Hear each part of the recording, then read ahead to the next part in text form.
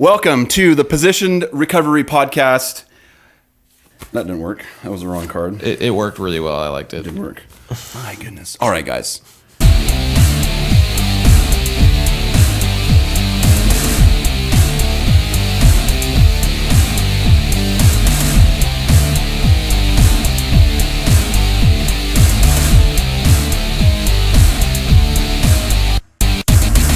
Thank you for joining the Positioned Recovery Podcast.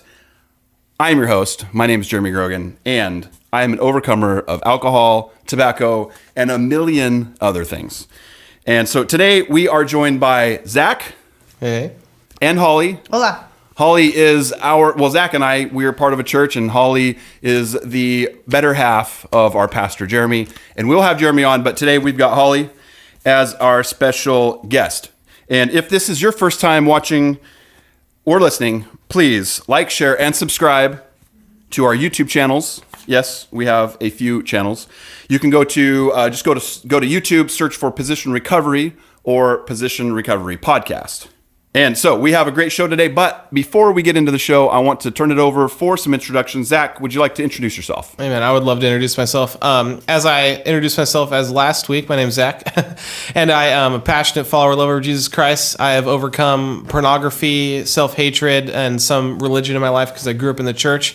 And again, like I said in the last show, I'm super thankful for my upbringing. I've never tried or done drugs or alcohol, but as I've grown up and learned in recovery, we all are overcoming the same things. We just handle it in different ways. And so, amen. That's my quick and short, to the point introduction. Sweet. Thank you, Zach. And Hollie, can you tell us a little bit about yourself? Yeah, so I am Hollie Gramman, and like was said earlier, my husband and I are the senior pastors here at Faith Foundry Church, and we also are overcomers. So I am an overcomer of self-hate and depression and all of the fun stuff that goes with that keeps you completely bound. And I did not have to overcome drugs and alcohol. I just had a totally different coping mechanism, and I'm just so thankful to Jesus for freedom. We have a really interesting topic as our main topic. So today we are going to skip our 12 steps and we're going to go straight into the topic, which is, okay, so I'm just going to be honest. This is like one of these places where I am, working out my salvation. I'm working out my recovery. And I did some, what we would call market research for the channel. And I wanted to see what other recovery channels were doing. And I came across a video of a guy, and so I watched it, and he's talking about recovery live stream. And if you're watching, I'm praying for you, dude. And this is not a knock on you, and I really am blessed that we had the interaction that we did. But I'm going to share this. So I'm watching. He just has this chat. He's talking about being free from alcohol and stuff. And then out of nowhere, he goes, "Oh, that reminds me." He flips open his bong, and he goes, "I got some pot to smoke." And it says, "Addiction Recovery Live Stream." And he just starts ripping up a hit, and I'm thinking, okay, I gotta I don't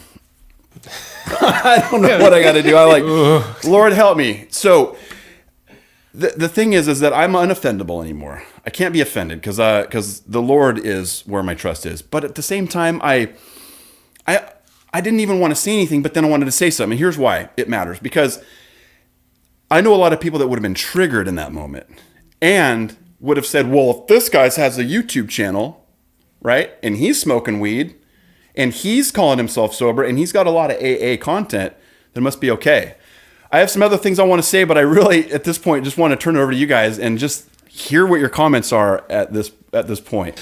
Well, obviously, to start, that's not okay. If you're hosting, how do I put this? If you put yourself out there as someone that is, let's just say, in the recovery field, because that's what we're doing. In the recovery field, you best be recovered, or at least walking through your recovery, and not in the middle of showing others that you are overcoming addiction in addiction.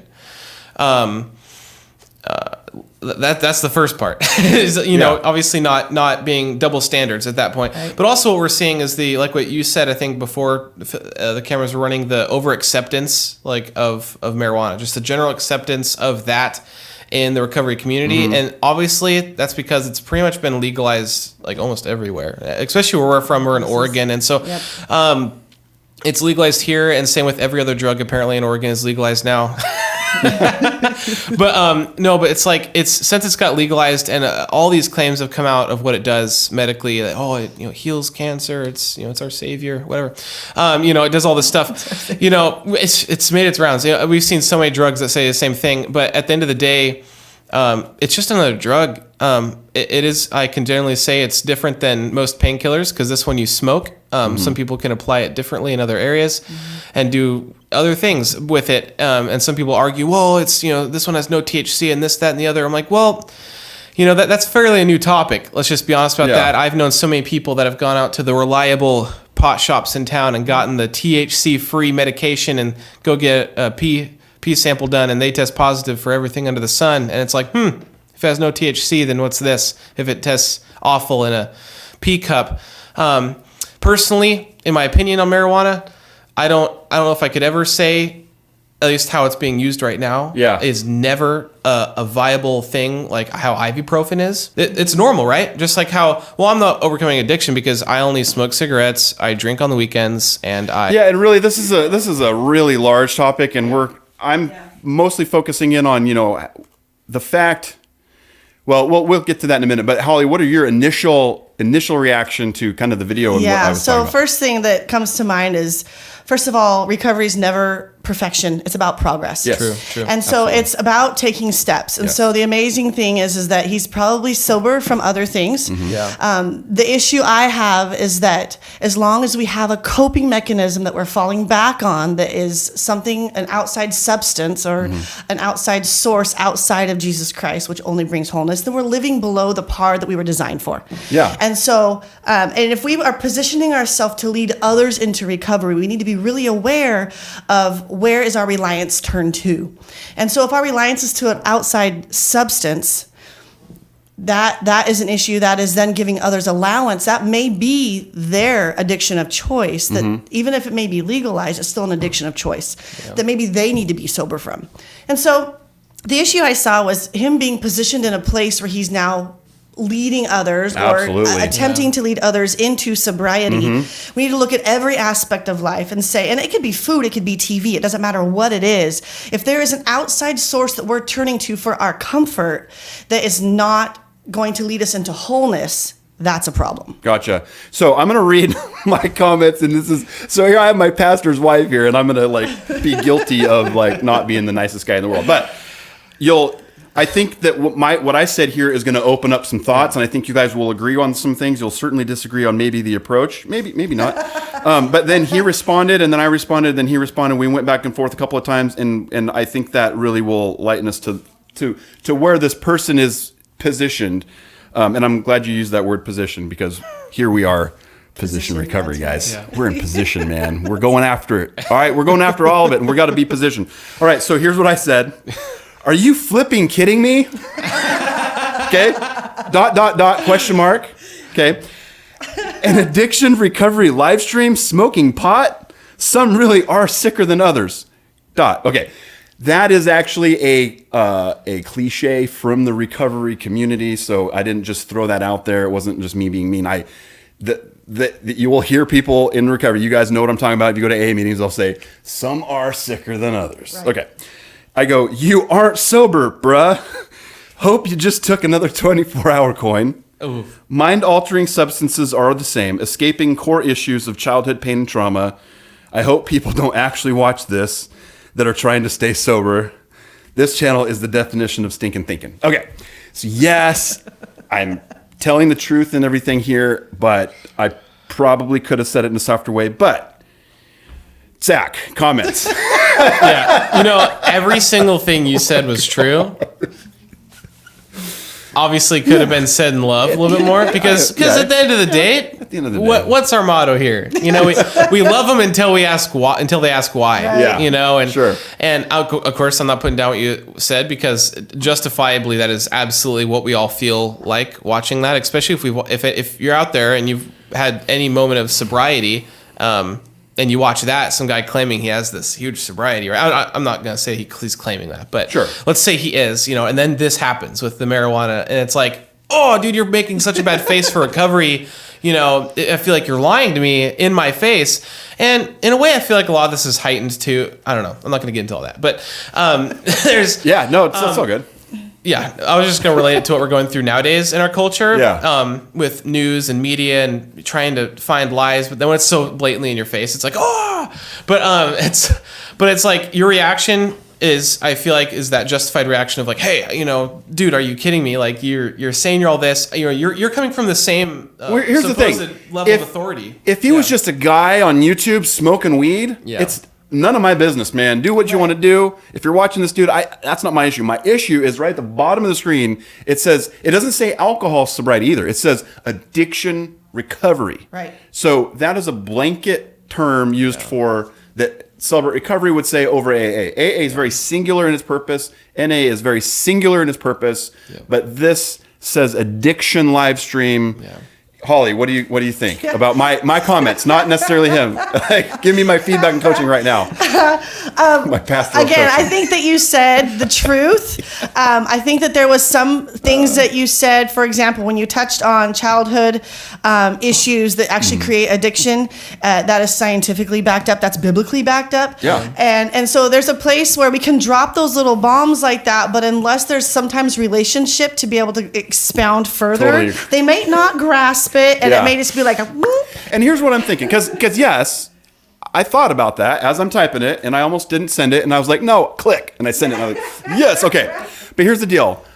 He may never even hear that from anybody. Right. If I don't send it, that.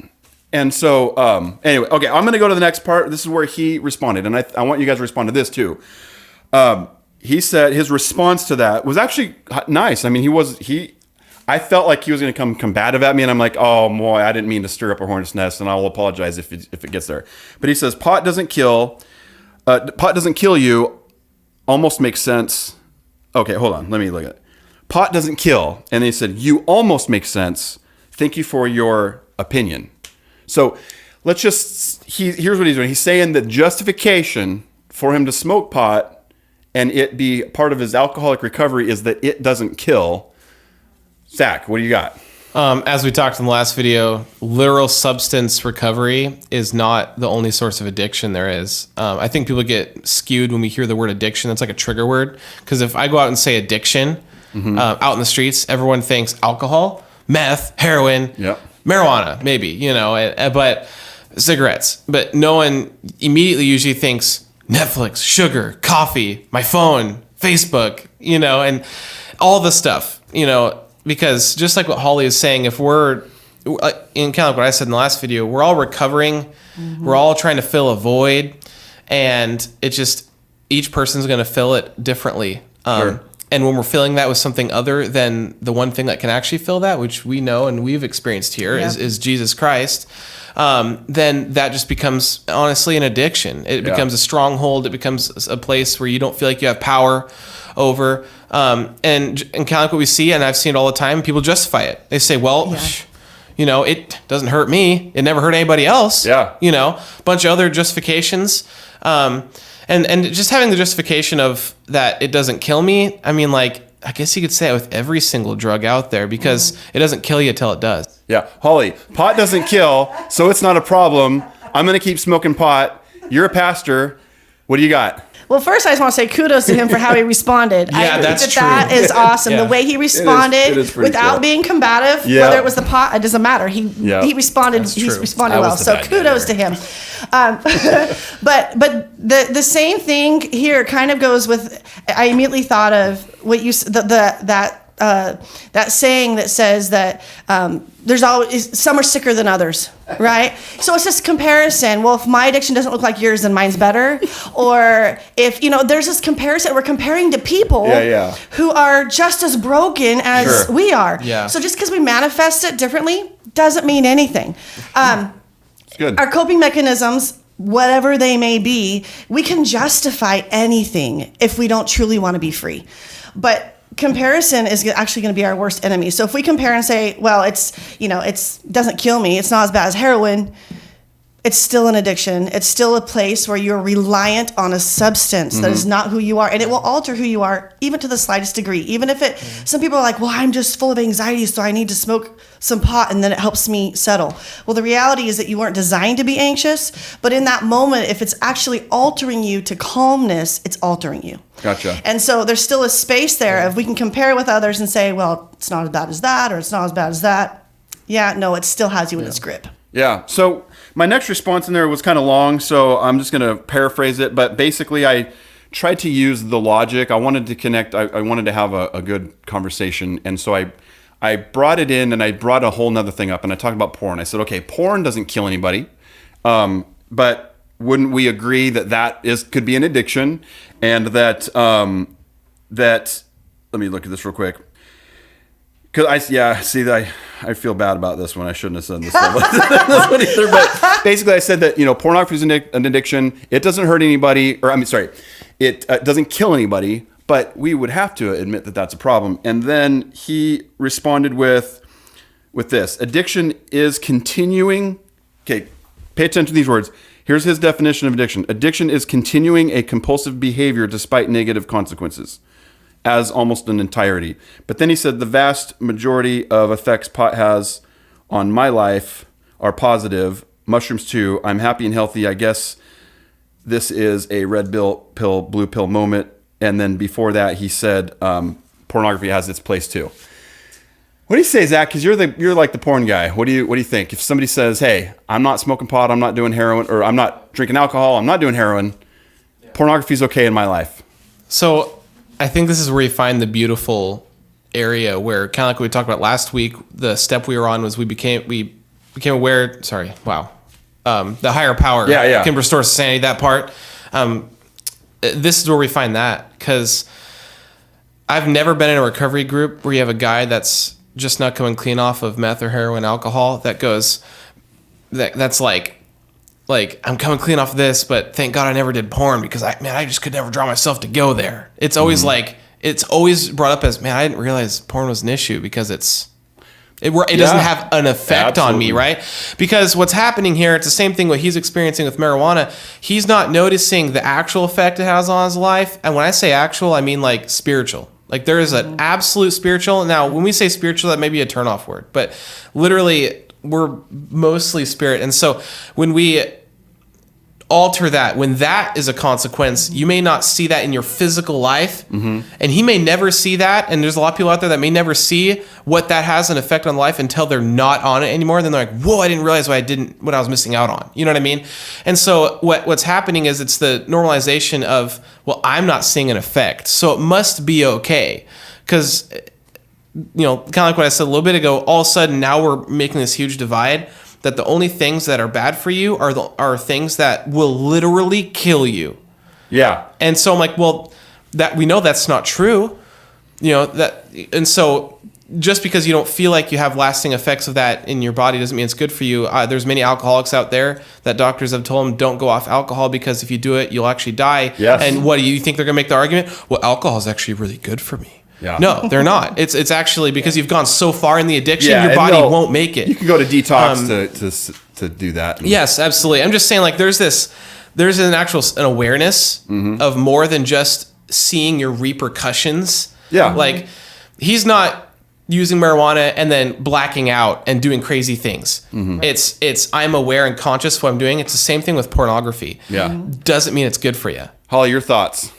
Yeah, I think that there is getting to walk through my own recovery, walking others through recovery. There is a mindset that says I'm better than I was, therefore this is as good as it gets. That's really good. And that is kind of a really sad mentality, because it can be so much better than you ever dreamed, and you are made for so much more.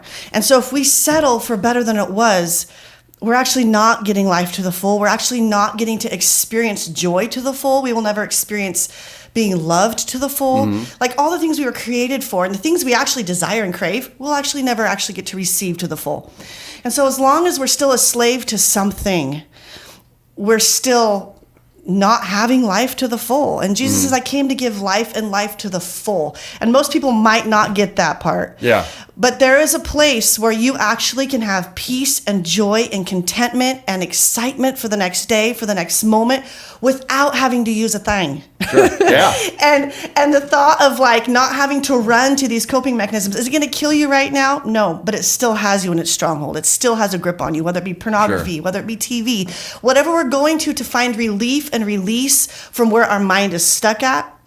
Gotcha. Unless it's through Jesus Christ. Yeah. It's a stronghold. So what would you say? Because we'll have a lot of listeners and people that watch this they've tuned in because they connect with us. They haven't given their life to Christ yet. I'm not even sure that they might consider themselves to be atheist. Are there things that you would say? You know, I want to give advice or point you in this direction that maybe there are things that you believe will lead them ultimately, but they're just not ready to receive Christ. What are the next steps they can do to start to think more widely in their recovery as opposed to specifically, hey, I'm free from alcohol. It doesn't matter what else I'm doing. What would you say to somebody who's not confessing Christ as their higher power? Honestly, I would say get in connection with people who have either longer clean time or advanced, because inside of relationship is healing. Inside of relationship is healing, and healing comes through Jesus. And if you encounter real relationship that's non-judgmental, that actually is just going to stand with you through thick and thin, as you, like I said, it's not about perfection, it's about the progress through the progression. No matter if you fail or not, you will have encountered just a piece of who God is. Yeah, I believe that too. I actually joined AA, and it was hard enough. We talked about it in the last video. It was hard enough for me to even walk in the door of the AA because they were at churches. I wouldn't have had as big of a problem as if it was just like a community building. It's true. But I literally was like, I don't want to walk in here. But just by getting connected and being a part of a group of men that were not Christians, maybe one of them was, but I wasn't, certainly, and being connected with them for about 6 months, that really, I guess, just fostered a good relational atmosphere. Mm-hmm. Yeah. So here's the good news. I'm gonna tell you guys what I said. I'm the nice guy at the end. I said it like this, and the Lord, I really felt Him just saying, okay, you kind of redeemed yourself, if you will. I said, okay, because again, we're being anonymous, so I'm not going to say his name, but thank you for your interacting. We do disagree, but if you are healthy and happy, who am I to judge? That was hard to write. I wish you all the best and pray that God works all things for His glory in one way or another. So if you're watching this, and to the audience, I want to make sure that we do understand that this segment was not meant to single out an individual person. I wanted to use this and show our other guests on the show this, because I showed them the clip, and so they were able to see the interaction that you guys only got to hear anonymously. And this is just a direction recovery is going, and I'm afraid, and my heart is going out to people that would otherwise find victory, and they're going to find another stumbling block. And so that's going to complete this segment, but we're going to go ahead and take a break, guys, and we'll see you back on the other side. Thank you for listening to the Position Recovery Podcast. You can watch us on YouTube. Just search YouTube for Position Recovery. If you find our content meaningful, we encourage you to become a member. Head on over to patreon.com/position, where there are a variety of membership levels and one that is perfect for your budget. If you want to connect with us and others in the Position Recovery community, you can join our Discord or visit our Facebook page. I pray that our content blesses you in a meaningful way, and it's always awesome hanging out with you guys. We look forward to connecting with you on Patreon and other social platforms we are on. All right, welcome back, everybody. You're watching or listening to Position Recovery Podcast. I'm your host, Jeremy Grogan. I forgot to say this earlier, but if you would like to support us in a meaningful way, head on over to patreon.com/position. You can become a member and get exclusive content, members-only content. We'll update you on all of the progress that we've made towards the content that we're trying to create for those of you that are working out your addictions. But welcome back. So this is our news segment. Zach loves this segment. I love this segment. I think I like to drag it out because we never know what we're going to talk about. Every time you do the intro, I just keep thinking in my head, like, you can catch us on all your favorite and least favorite streaming platforms. You can. Catch us on your favorite and least favorite podcast platforms. So we have I found this article. Now, we're in Oregon, but this article is for those of you who are from Vermont, and I think it's really cool. The headline for this article is Governor Scott proclaims February 17th as Recovery Day in Vermont. Today. That's today, guys. This is like live news. I won't read the whole article, but it does say this right here. It says Recovery Day is an annual celebration of the power of recovery sponsored by the Vermont Association for Mental Health and Addiction Recovery and its partners. An event typically occurs at the Vermont State House, but due to the pandemic, it's occurring online this year. So this just gave me like, obviously, I think this is more of, the people that are putting this on and behind it are more of that traditional like recovery rehab thing, like we were talking about digital recovery. But the point that they're making, this is a news article. It's good news because we get a lot of bad news, and I'm love to hear this good news. I just wanted to get your thoughts, guys, on what you think about Vermont having an actual day called Recovery Day.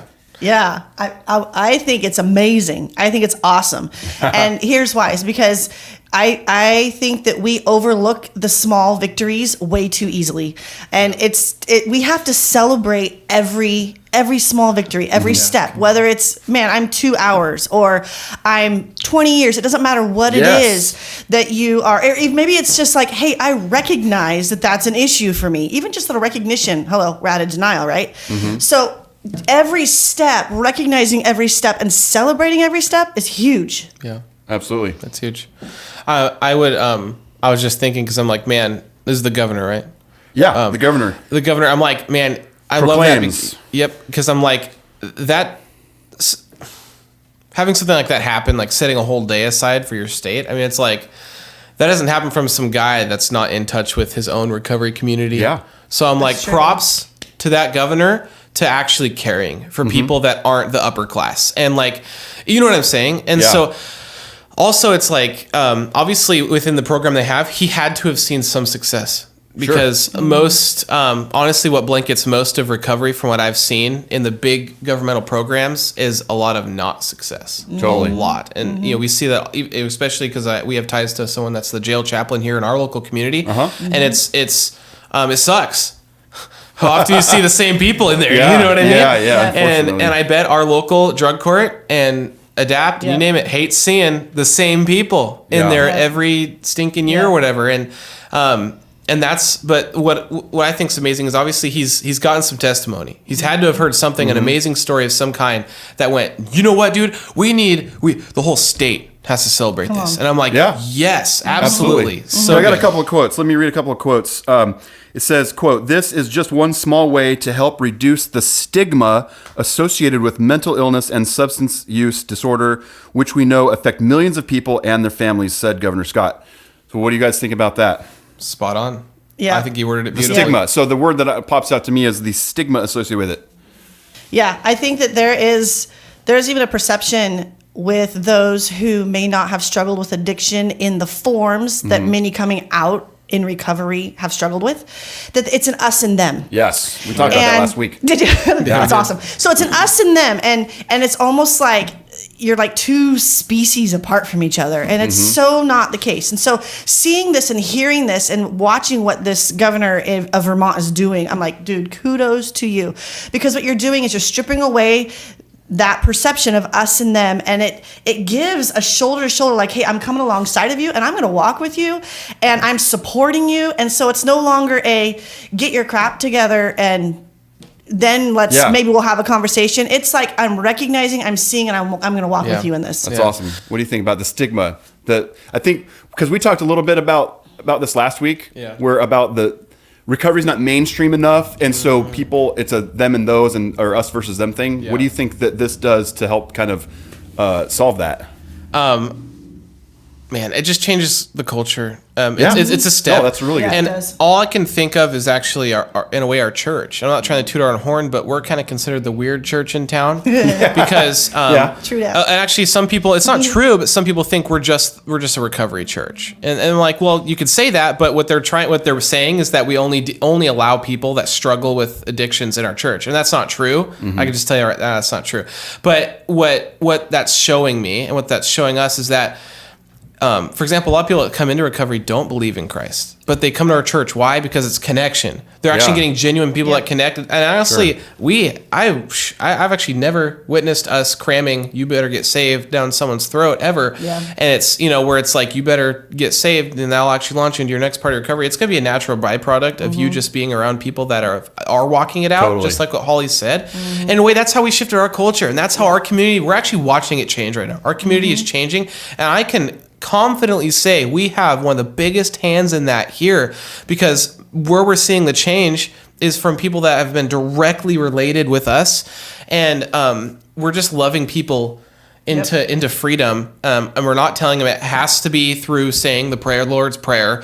There's some things that will be an obvious byproduct, like to actually have real transformation beyond just basic sobriety. I believe you're going to have some spiritual awakening to some point, but they're not going to want that. They're not going to get that until they want it, and I'm not going to make them want it. Sure. But I am going to live it out, and people will go, "Oh my gosh, I want what's in that guy's life." Yeah. And then they're going to start asking questions. They're going to want what we call more. They're going to want more to have more fruit in their life. Yeah. So. Totally. So there's one last quote here. I'm going to read that, and then let's talk about this a little bit. So he goes on to say, more importantly, highlighting this day also sends a message to those who are...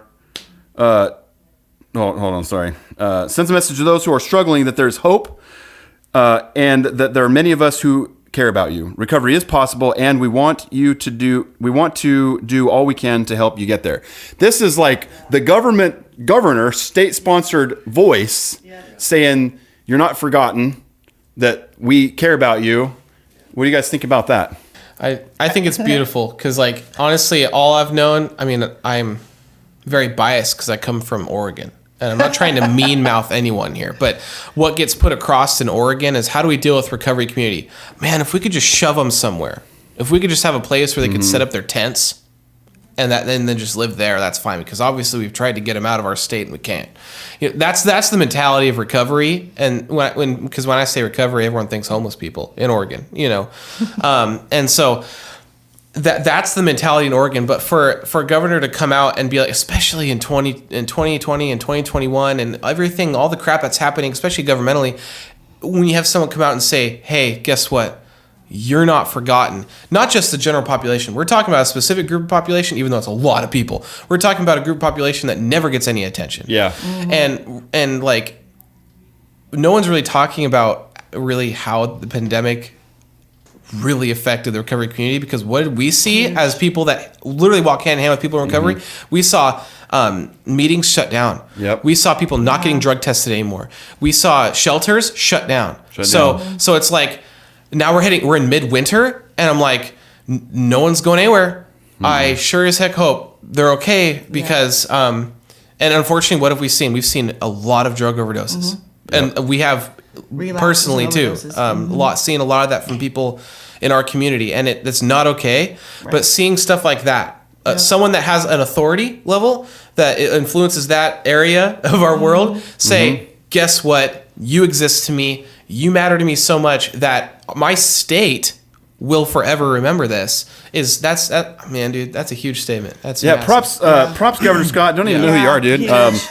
Doesn't even matter what party you're part of, dude. We're gonna join you. Let's just say that February 17th is for Oregon too. Yeah.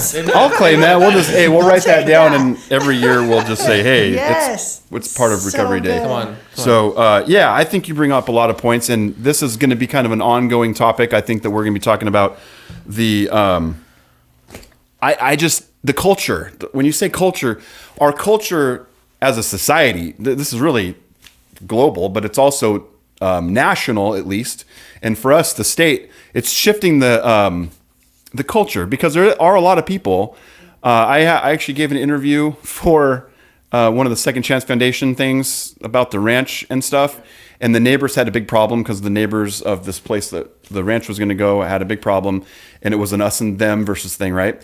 But here's the thing. The lady that was giving the interview to me at the newspaper said that she had talked to somebody, and they said that the way that they should deal with this problem and the homeless situation is to put them all on a train and ship them to Canada. And I'm like, okay, did this person think logically through that there's another version of them in Canada, and now you're trying to pass a problem on.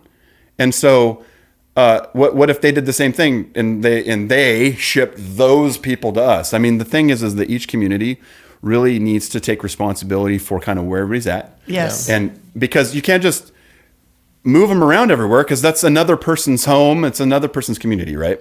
So I think that, how about this? You're a pastor. What do you think? Couldn't the church take a more active role? Because, I mean, a lot of people in the church would even argue and say, hey, benevolence really was never intended to come from the government. Benevolence really is ordained by the church. So why do you think we don't see the church, and I don't just mean our church or any one church, but the church at large maybe coming together to say, hey, this is a problem in our community. Can we come to, do you think that we can come together, all the churches, denominational lines thrown out, come together and support these folks? Absolutely. And do I think the church, your first question was, do I think the church needs to step up and take a bigger responsibility? 1,000% yes. It should be the church that actually steps up and helps shift the culture and bring the change. And that's not out of sight, out of mind. That's, I see you where you're at. I'm coming to you where you're at, and let's walk this out together. Yeah. The biggest thing, the obstacle that I think has happened, and I'm just going to say the bride, that's a churchy word, but that's just the church as a whole. It's not pinpointing a particular church or denomination. But what has happened is those inside the church, the four walls per se, are just as broken as those outside. And addiction inside is just as real as it is outside. Yeah. And so until those that are carrying the name of Christ come to a place of full sobriety and surrender to Jesus Christ, that's when things will begin to shift on a much larger level. And it is about changing the culture, and it does take everyone coming together and linking arms to surround. And it's not to ostracize these people, it's to surround them and to love them and to bring them in and pull them close. And when that happens, and by the way, it is happening, the church is actually getting healed so that she can become effective as she was designed to be. Yeah. But when that happens, everything will change. Towns will change, cultures will change, cities will change.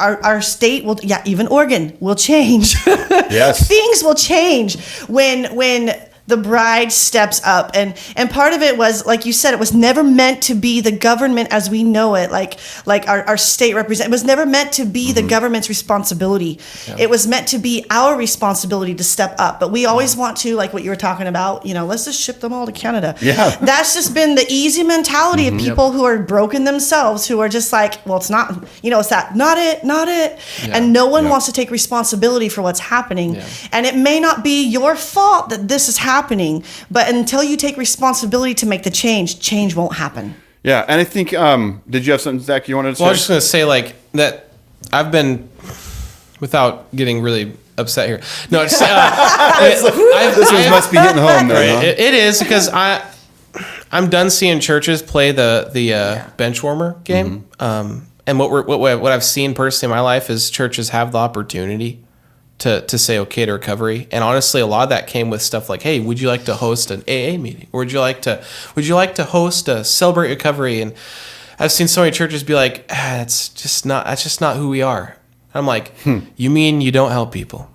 And it's like, or I've seen them say that's just too risky, or those people are too messy, they're unpredictable. And I'm like, so you just want to live a life of comfort, you want to affect nobody, and you just want to sit there and sing your hymns and thank God where you are and not do anything. Because at the end of the day, as much as I do love every single pastor out there, I'm not trying to rant too hard, but and their communities are really important. The communities that each church has is super important, but every single person in a church is overcoming something. And so if you don't step forward into addressing and willing to accept your role as the church, as part of your church, no matter how big that is in your specific church, to help people in recovery, if you're not even willing to hold on to that, how are you going to help people in your own church that aren't openly struggling with their own substance abuse? Agreed. And I think here's I want to add this. So in kind of the defense of people who want to shift the problem away, it's really because they don't understand. Yeah. And completely. So what that means is the solution is education and awareness, right? Because I believe that if people understood if the problem was like on their front door, it would be different, right? Which leads me to this, because I don't know if I've been saying this or if people would recognize me as being the guy who have kind of prophetically said this, but I remember in an earlier time period, maybe a couple years ago, or maybe even in my early recovery, when I started to understand more of the epidemic aspect of addiction and how homelessness is rising and all this stuff, it's going to take that, like literally becoming someone's front door for us to see the problem. Meaning it's going to have to become such a nuisance, I think, for some people to realize that you can't just move them away.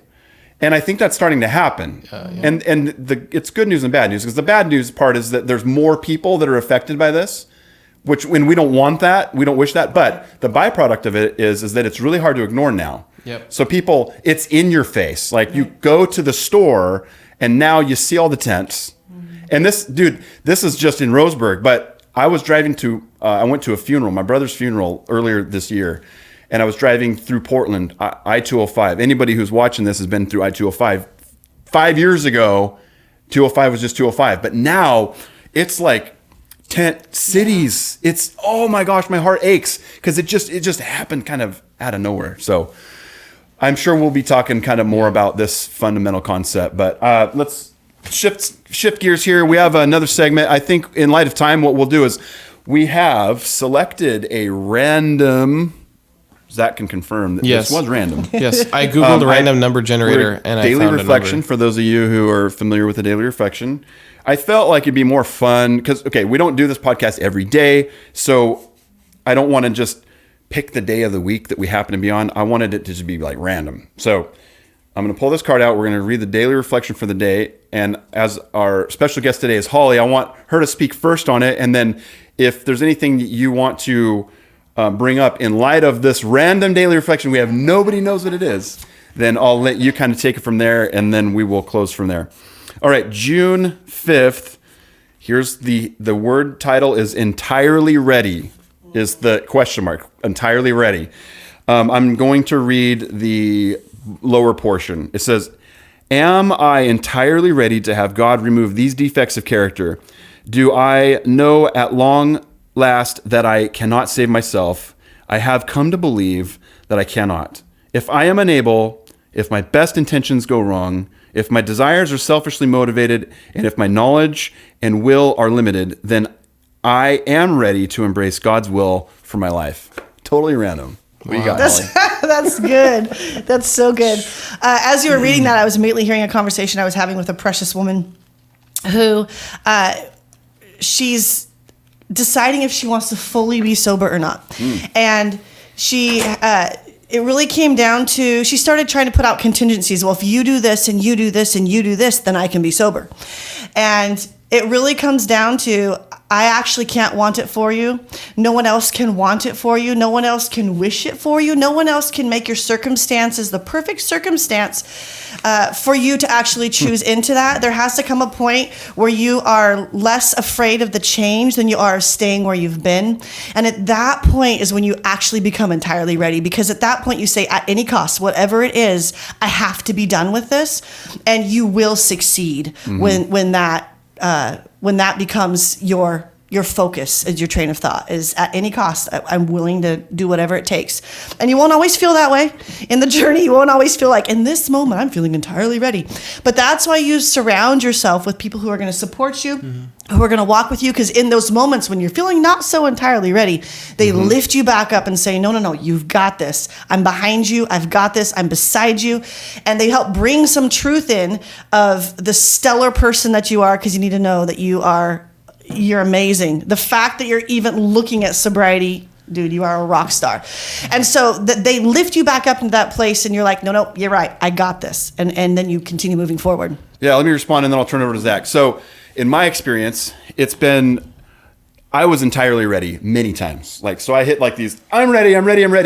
But then in a sense, my mind was ready, but my body wasn't ready. True. What I mean by that is, I would go sober for so long until some situation or circumstance then kind of retested. So deep down in my heart, I was ready. I wanted to give it over. And then it was a matter of that I really didn't know what that looked like, but I would relapse. And now here's why I want to draw this, because your husband, my pastor, has actually, and this is for the audience, like her husband's picked me up from one of the local bars. Like this is not anytime recently, but it was a while ago. Like at 2 a.m, I'm able to call my pastor, and he picks me up. I mean, whose pastor does that? You know, and he didn't say, "Are you ready? Are you going to do it again? Is this your last one? Are you sure?" You know, like it was just love. They literally put me in the motorhome and gave me breakfast in the morning, and then Jeremy just ministered to me, to my heart, and took me home. And so, for me, my recovery and the 2 years that I have of sobriety now that I'm walking in comes from this place of I kind of had to fall in the lap of a human person, not just so God obviously, but I needed to see God in a tangible way. And the way that I was able to see God and understand God is through people.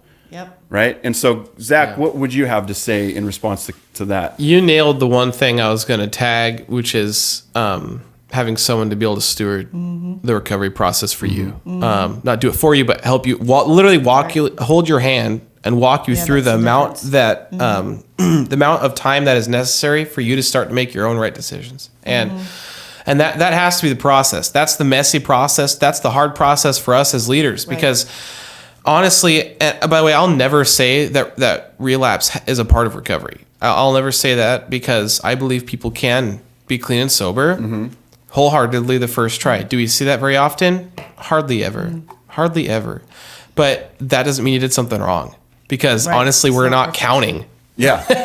That's good. You know what I mean? We're not counting. All we're doing is celebrating. Oh, I know people that keep count. And so that's what I was going to say was when are we entirely ready? We can be entirely ready all the time. We can be entirely ready many times. Right. But until we find ourselves, honestly, most of the time what I've seen, in a healthy enough environment, in a place where we're connected to the right people to actually help walk us through, we may never step past being ready. So I have a great question. The Holy Spirit just gave me this. So this is for Hollie.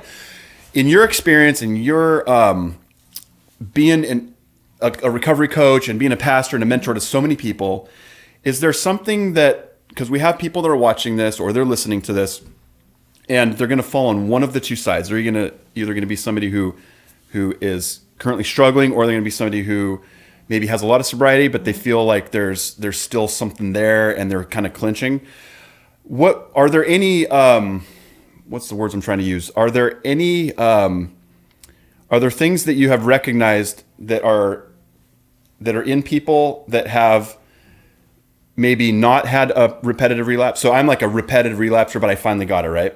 Is there something that is it almost predictable when you receive somebody based on kind of the way they speak, that you can almost tell this person's going to fall into like a repetitive relapse mode versus somebody who maybe is going to get this the first time? Are you able to see signs of that before you even really get to know them? Yes. And the first thing is the mindset. How they speak, you'll tell their mindset immediately where they're at. Whether they're setting themselves up to continue the cycle, which again, by the way, if you continue the cycle, that's okay. You're still trying every time. And so whether they're going to continue the cycle or if they're just like, dude, I am like so done. And it really stems from the mindset, and you can tell by how they speak. So if they're setting themselves back up, it will be I can try, I don't know, maybe might work. We'll see. It's that kind of iffy, wishy-washy. And then when those that have been like, they've made up their mind, and I'll say one of them has actually been Zach's wife. Yeah. There was a point where absolutely. I got to meet her I think she was barely 24 hours She did clean. relapse once though, but not that we're counting, but still. There was a point. Okay, so I've got to walk with some that we're now on the 26th relapse. That's true. And so someone that relapses once, that's pretty much like a once. I'm done with this. I was the 26th guy. So one of the things that and I met Haley when she was almost about 24 hours clean. And there was this point where she just came up to me and she said, whatever it is, I don't care what it is, I'm going to do this. And she was she was so willing to do whatever it took. And it's not that those who are maybe relapse are not willing, but here's a defining thing, is that fear becomes greater than the will and the desire. And so when fear becomes greater and we're all of a sudden in our head and everything is so overwhelming, that is, the fear sets us up for a relapse. Yes. And so it's when we are staying connected and plugged into our source of people around us. And what you said, Jeremy, was so right on, that we will encounter God through the people around us. We want to encounter God. Go look at who he's surrounding us with that are pulling us up and cheering us on. So we're surrounding ourselves with these people. If we're answering the door to fear more than we are to our connection, then what I've seen is that you just set yourself up for a relapse. And so if you can let yourself be in the connection, which can be greater than the fear, then you'll have victory. And that's really helped me, because the Lord is showing me, like, I had to come to a place where I didn't relive that guilt every time. Eventually, I mean, and this isn't to say that there wasn't some sort of conviction, but it was just, as I continued to do this, I would get a little bit stronger. And especially as I was learning identity and purpose and things like that, to where I was like my own worst enemy. Yeah. And a lot of my relapses were not really even, it was literally the way I viewed myself. And so I was like, well, I messed up here in this other place, completely unrelated, right, to alcohol recovery. Yep. And I'd go, well, I already screwed up there. And so I'm a total failure. And so I'm just going to go drink, because at least I'm not going to have to deal with this right now. And I wasn't even thinking about tomorrow. I was thinking about right now. And then now tomorrow comes and I'm hungover, right? And now as a born again child of God, I'm like, my heart hurts and aches for God. And so I call out to somebody. And so I just wanted to bring that up for listeners, because I absolutely love the fact that with being able to come up with a podcast and bring recovery, into more of a mainstream element, that there's so many people out there that are going to get this. They're going to hear that, oh, I thought I was the only one. I didn't feel like I could talk to my sponsor even about this, or I didn't think I could talk to my pastor about this. And you know what? Honestly, some of you guys can't talk about that. Right. But what you can do is you can connect with Position Recovery Podcast, and our goal is really to bring the larger sense of recovery into a larger sphere. Wow. So without really anything else to say, guys, I really want to thank our guests for coming on, Hollie and Zach from last week. Zach's actually going to be on this show pretty much every time. But we're going to wrap it up here. So just wanted to tell you guys, if you want to support us in a meaningful way, get connected, go to patreon.com/positioned. We're on all of the major podcast stuff. I know I just got us on Spotify. Zach checked it out. We're on Spotify for sure. We're waiting for Pandora. I think we're on Amazon Music. So that's, just go to those ones. A lot of you guys are already paying for those services. But okay, so this is the end right now, right, guys? This is where we say, many are called, but you are positioned.